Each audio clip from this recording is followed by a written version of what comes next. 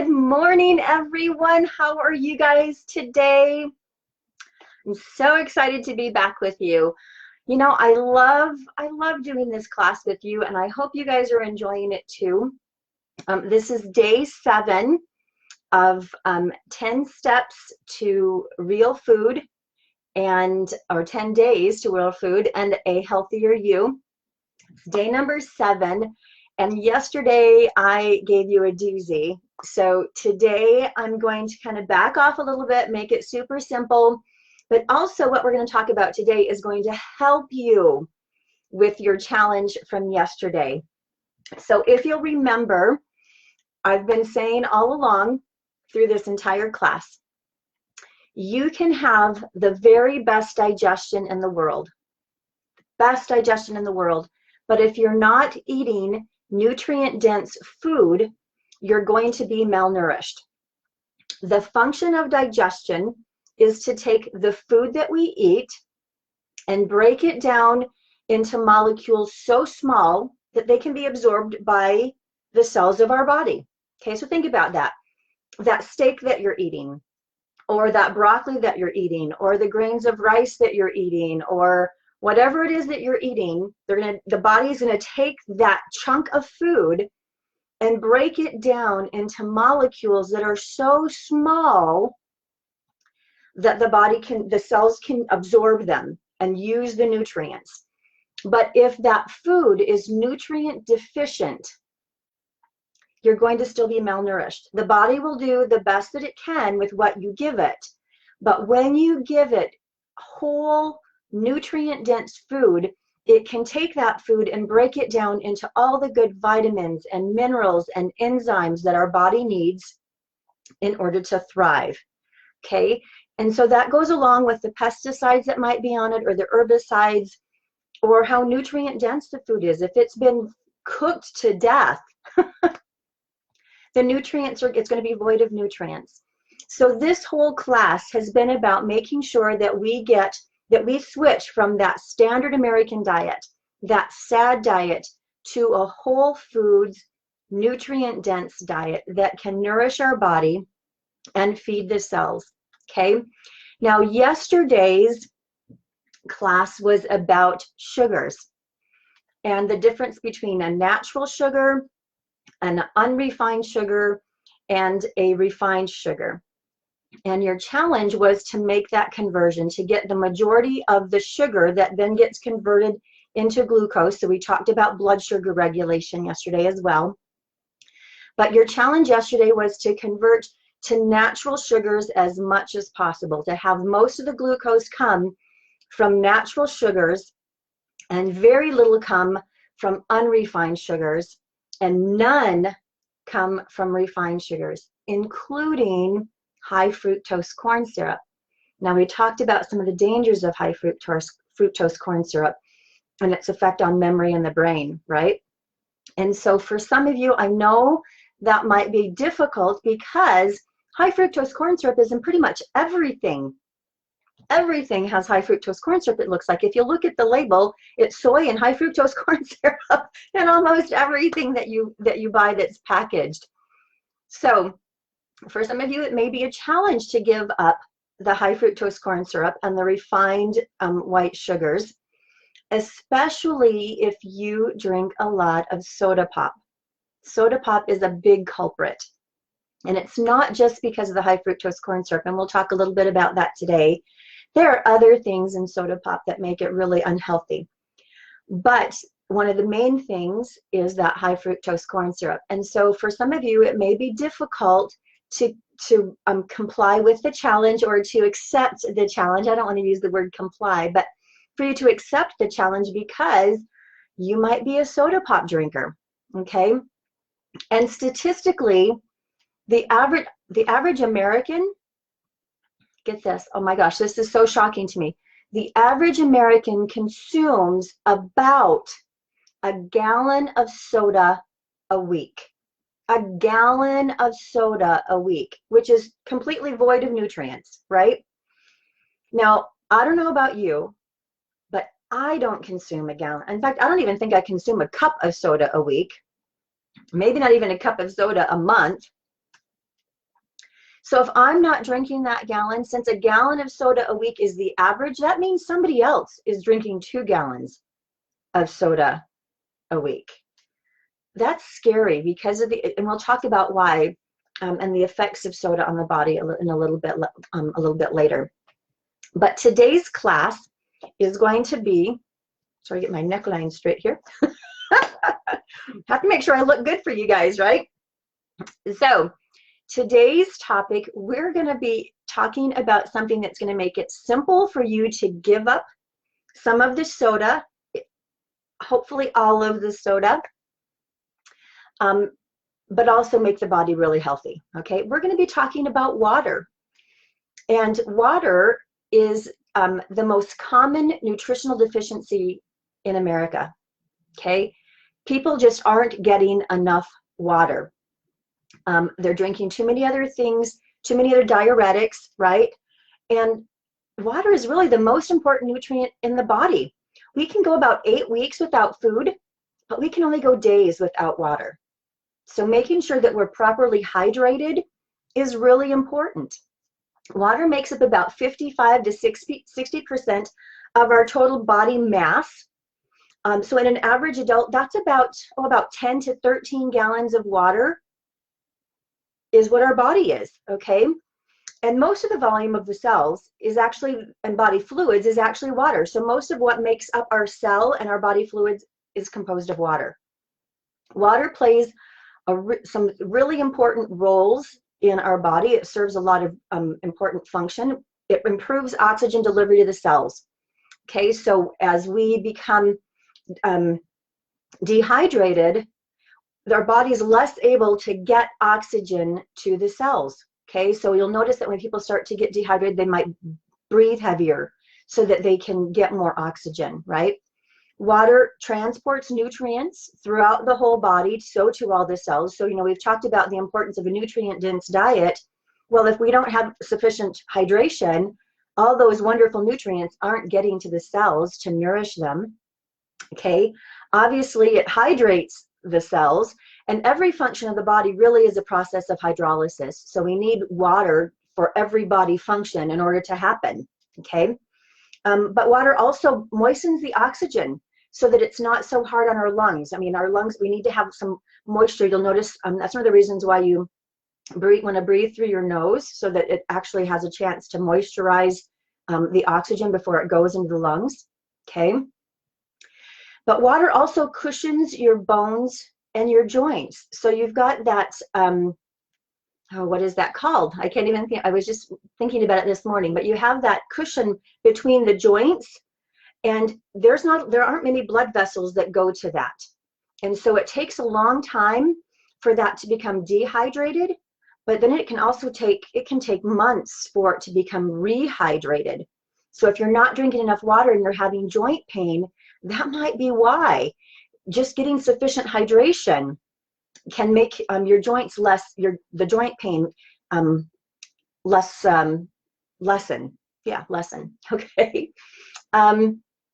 It absorbs shocks to the joints and organs, right?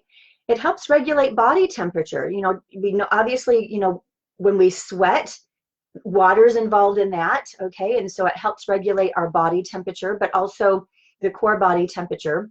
Obviously, we know that water helps remove waste in the form of urine, but it also helps flush toxins from the cellular level. So as the blood is going through the body, and of course, blood is composed largely of water, as the blood is going through the body, it's delivering nutrients to all the cells, but it's also picking up that cellular waste and interstitial waste as well, which is just a part of the process of metabolism, okay? Water actually prevents our tissues from sticking. So if we get dehydrated, we might get a little bit stiff, right? So we need to make sure that we're properly hydrated so we can move easier. It lubricates our joints. It improves that communication between cells. Now, our body it works a lot of, has a lot of electrical frequency, right? And it helps maintain the normal electrical properties of the cells so that we can have that electrical communication as well as the hormonal communication, okay? Water helps with digestion. So water actually begins that peristaltic action of the esophagus, right, and in the small intestine. And water, for every 1.5 liters of food that we consume, it takes about 7 liters of digestive input, and a large portion of that is water. Okay, so hydration is so critical. And actually all of our metabolic activities, so every function of the body, like I mentioned earlier, depends on proper hydration. Okay, now when we're drinking sufficient water, the water actually depends, or the body actually depends on the electrolytes so that the water can be absorbed properly into the cell. Okay, so what are electrolytes? Electrolytes are minerals that we get from the food primarily that allows for conduction of electricity when they're dissolved in water. Some common electrolytes are like calcium and magnesium and potassium, and sodium is one that we talked about. Okay, so when we don't get sufficient sodium, okay, or when we're drinking water improperly, and we'll talk about the proper way to drink water, we actually flush some of those electrolytes out with our urine, which makes it difficult for the cells to hold the water. But also if we don't get sufficient sodium, it makes it difficult for the cells to hold onto the water and actually use the water. Okay, but electrolytes do some other things too. They help maintain the body pH. We've talked about that pH balance between the blood being too acidic and being too alkaline. And the water or the electrolytes carry electrical current, and they serve as cofactors for different activities of different enzymes too. That's one of the things that's really important for the body to maintain balance, is that sodium-potassium balance inside and outside the cells, and that's actually maintained by proper hydration and electrolyte balance. Okay, and the interesting thing too is that when we process foods, so if you buy that processed foods, the foods in the boxes at the store, processed foods is actually really low in potassium, so processing depletes potassium. So the body really tries to maintain that balance between all the minerals really, but especially between sodium and potassium. So if we're eating a lot of food that's depleted in potassium, the body will naturally want to deplete the sodium levels too. And so of course we know that without sodium and potassium, the body has a difficult time maintaining hydration. Okay, so rather than decreasing the amount of sodium that we consume, if you're eating processed foods, which of course you guys aren't, right? You're not eating processed foods anymore. But if you are eating processed foods, rather than decreasing the amount of sodium, increase the amount of your potassium that you're eating. And you get potassium from fruits. There's lots of fruits that are really high in potassium, but also from green leafy vegetables, those types of things. But just don't decrease the amount of sodium because you're eating processed foods. Eliminate the processed foods, bring in a real foods diet, and use the natural sea salt, which has those naturally occurring minerals and electrolytes that become electrolytes in our body.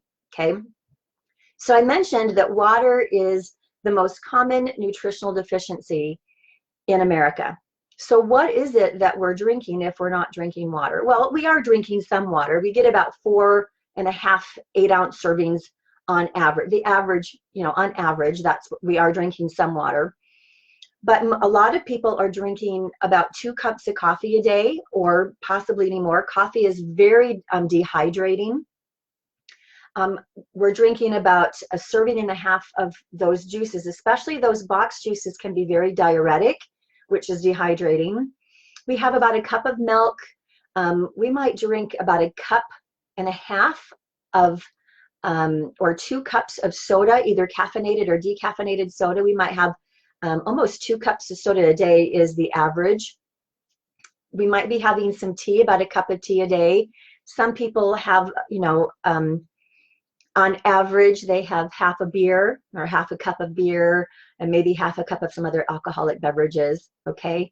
And those are actually very dehydrating too, okay? But I want to talk a little bit about the 2 cups of soda that I mentioned that the average person has.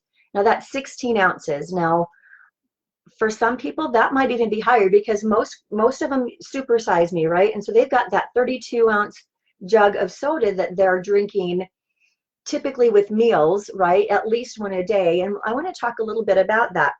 In 1980, the average per person consumption of soda was 35 gallons per person per year. Okay. In 2003, it had increased to 46.5 gallons per person per year. At one point, we were at about 52 gallons per person per year. Now that's decreased a little bit, but we're still at about a gallon per person per week. Okay, think about that. We're at almost a gallon per person per week. And I mentioned that I don't drink soda. I certainly don't drink a gallon per week.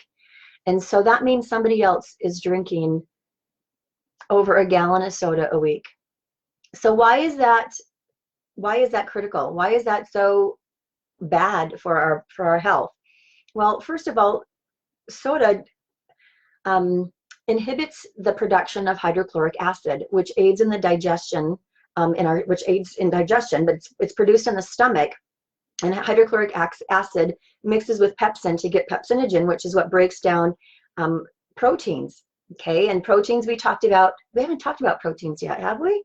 We haven't talked about proteins yet. We have talked a little bit about digestion, but that hydrochloric acid that helps with breakdown of proteins is actually one of our first lines of defense in our immune system, because if you think about it, bacteria are a protein, right?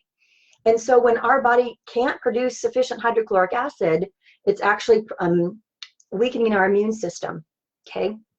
So one of the things that soda does is that it prevents the production of hydrochloric acid. It also disrupts our calcium balance because it switches our body, it makes our body, excuse me, it makes our body very acidic when we drink soda. And so when our blood becomes acidic, our body has to compensate for that. And so it does that, but it has to introduce a base. Well, calcium is that base. And so it pulls calcium out of the bones to help neutralize the acidity of the blood.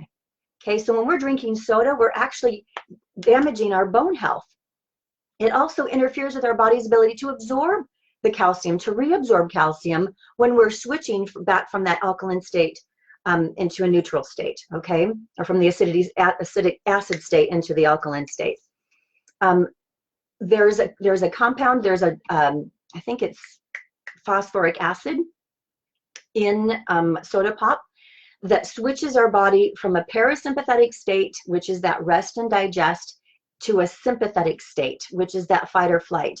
Now, in the sympathetic state, we've talked about this before. In that sympathetic state, our body doesn't digest, our body doesn't heal, our body doesn't produce sufficient hormones for reproduction, because our body's sole concern is running away from that bear.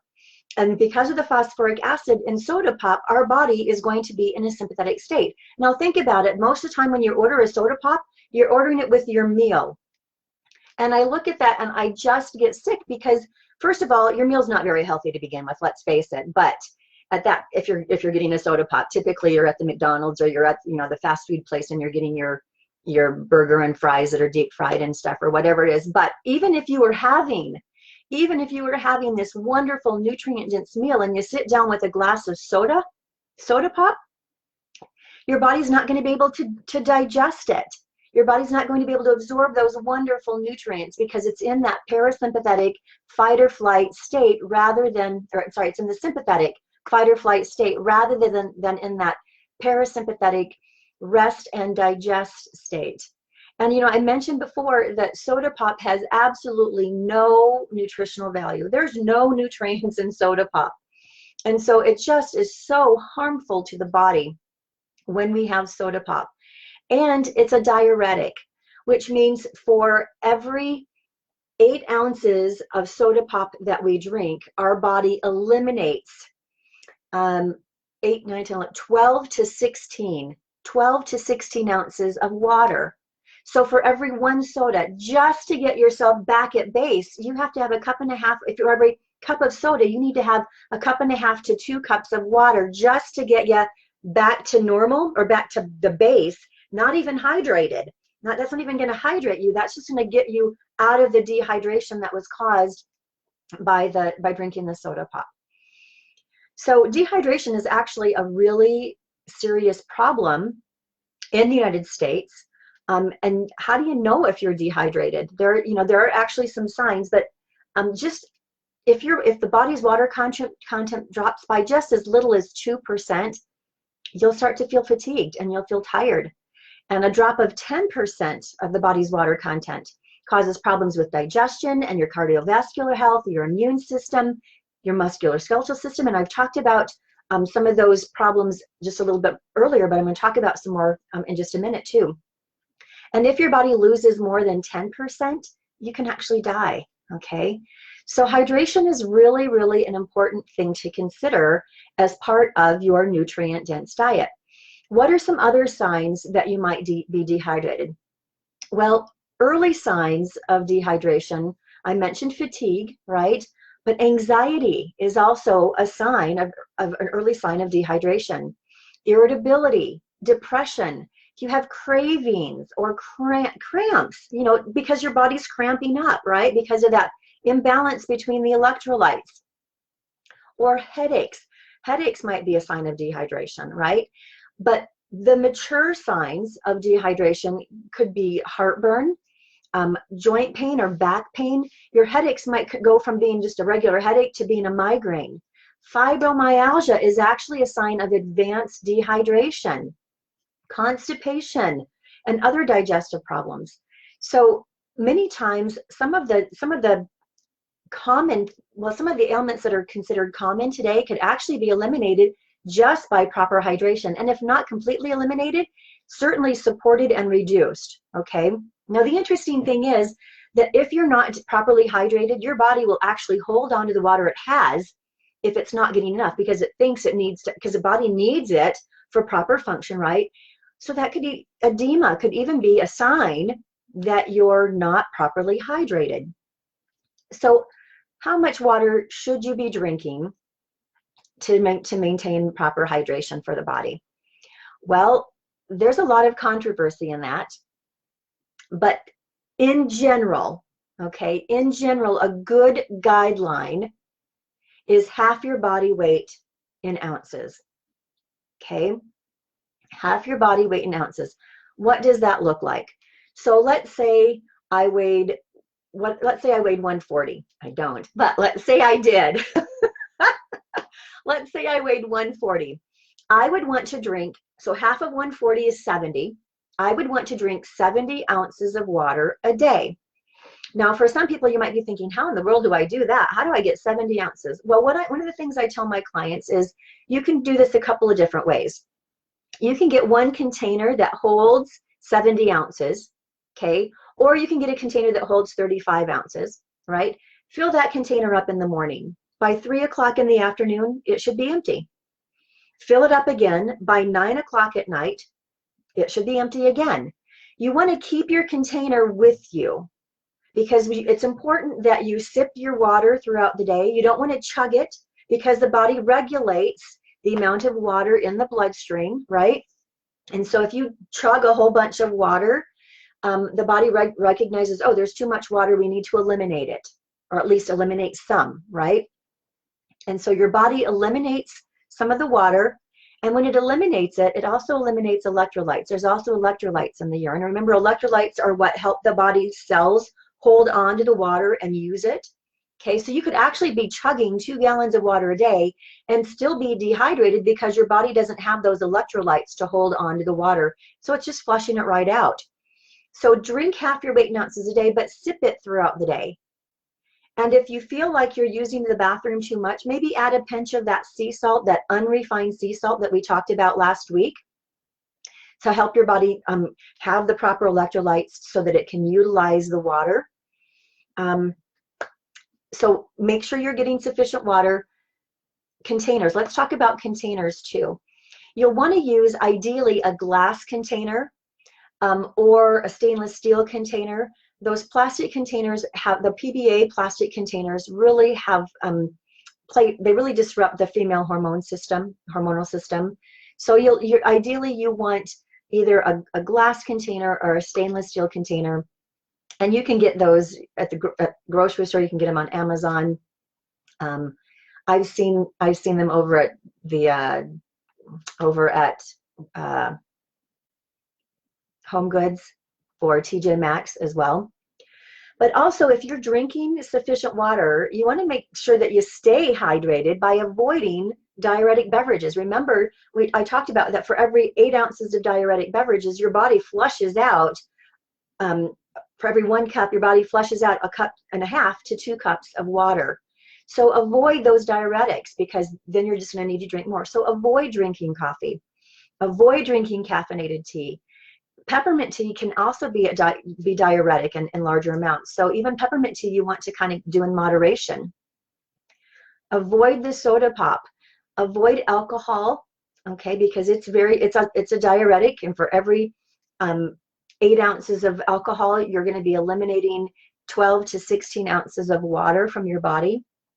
Even those juice boxes, those packaged fruit juices, are diuretic. Okay, so you want to avoid those so that when you do drink the water, your body is able to use it. And of course, you want to make sure that you're getting sufficient electrolytes. So you want to make sure you're getting those minerals, not only from the unrefined sea salt, but from a variety of nutrient-dense foods. Okay, now let's talk a little bit about water sources. The water that we get from our taps in most places is going to be chlorinated and fluoridated. Now, there's a lot of controversy about fluoridated water, and I'm not going to get into that here. What I am going to tell you is that most countries in Europe have outlawed fluoridation. Okay, that's what I'm going to tell you with regards to that. I will remind you, though, that chlorine, hi Becky, it's good to see you. I will remind you, though, that chlorine and fluoride disrupt our gut microbiota, disrupt the flora, the microflora, or the bugs, the probiotics in our gut. Okay, so we do have chlorinated and fluoridated water running through our tap, but down the street we also have a local well that's not chlorinated. There's no fluoride, there's no chlorine, and you can find well water or artesian wells all across the country. And I'm going to put some links in the comments so that you can hopefully find one in your area. You know, obviously spring water, artesian wells, you know, local well water. That's going to be an ideal source of drinking water and cooking water. So we go every week and we get several gallons. I think we probably get 12 to 15 gallons of water a week that we bring home just for drinking water and some cooking water that we might use. Now, you can use bottled water. You'll want to make sure you get bottled water that's bottled at the source. Some places, I think it's in California, there's this one particular brand, and I don't remember the name, but they gather the water and they transport it to the bottling site. And because of the law, when they transport it, they have to add chlorine, and then they take it to the bottling site and try to remove it. So if you're getting bottled water, you want to get some that's bottled at the source. That's going to be really important. And again, containers, try not to get plastic bottles, because the PBAs in there really do disrupt the female hormone system. Now, you can also use a filtration system in your home. I've seen alkaline filtration systems. Alkaline water can be good. You just don't want to use it while you're eating. Have it separately from that. Don't drink that water while you're eating. The body does a really good job of maintaining that alkaline acid balance. And if you're eating a nutrient-dense food, you really shouldn't be too acidic. But you know, there are times that maybe you feel like you need some alkaline water. I certainly do when I'm traveling and you're not eating the best like you would at home. I like to get a little bit alkaline water just to support my body. I wouldn't recommend long-term drinking of distilled water, because when you distill it, it removes all the minerals. So when you drink it, your body actually uses its own minerals as part of that process. And so I wouldn't really recommend drinking distilled water. There is reverse osmosis water filtration systems, but you'll want to add minerals back in. And then there's also ozone, and I'm not really too familiar with ozone, but those are some of the filtration systems that you can use. Like I said, what we do is we get water, local well water, and I really like that because one of the things I keep talking to you about is eating local. I'm a firm believer that the nutrients that are available in my local community are going to be beneficial for my body to live in the environment that I'm in. And so not that there aren't good things from outside places, there are, but as much as possible, I like to try and eat and drink local. So here is your challenge for today, okay? Your challenge for today is to stay properly hydrated.